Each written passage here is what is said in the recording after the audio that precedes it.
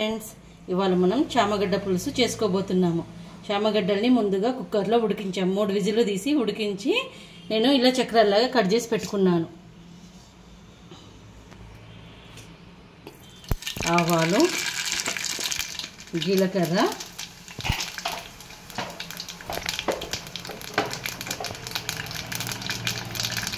ఉల్లిపాయ ముక్కలు,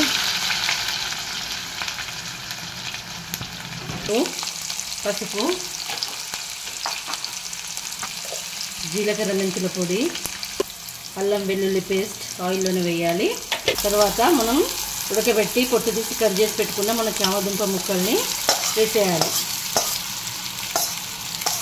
ఉప్పు వేసుకొని ఒక 2 to 3 మినిట్స్ వేగించాలి. అల్లం పచ్చివాసన పోయేదాకా వేగిస్తే సరిపోతుంది. ఎందుకంటే ముక్కలు ఆల్రెడీ ఉడికినాయి కాబట్టి ఎక్కువసేపు వేగన అవసరం లేదు.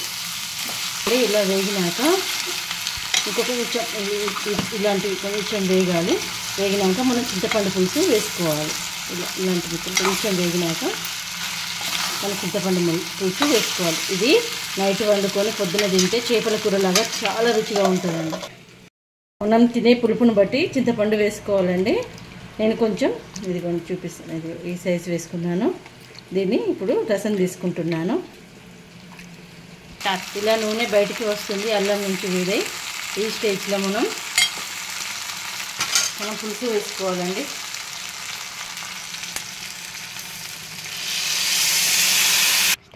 మీ రుచికి తగ్గట్టు కారం వేసుకోండి. పులుపు కాబట్టి కొంచెం ఎక్కువనే పడుతుందండి కారం. నేను 2.5 స్పూన్స్ వేసాను. ఇది 1/2 kg చామగడ్డ అండి. నేను 2.5 స్పూన్స్ వేసాను. మంచిగా కలుపుకొని మీడియం ఫ్లేమ్లో ఉడికించండి. తిన్నా కొద్దీ తినాలనిపిస్తుంది. చల్లారిన కొద్దీ కూరకు రుచి వస్తుందండి. చూడండి, ఈ కలర్ రావాలి.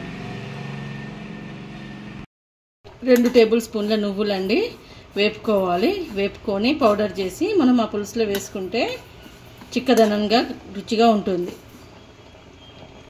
వేసుకోవాలి. ఉడుకుతున్న పులుసులో చామగడ్డ పులుసులో నువ్వుల పొడి అండి.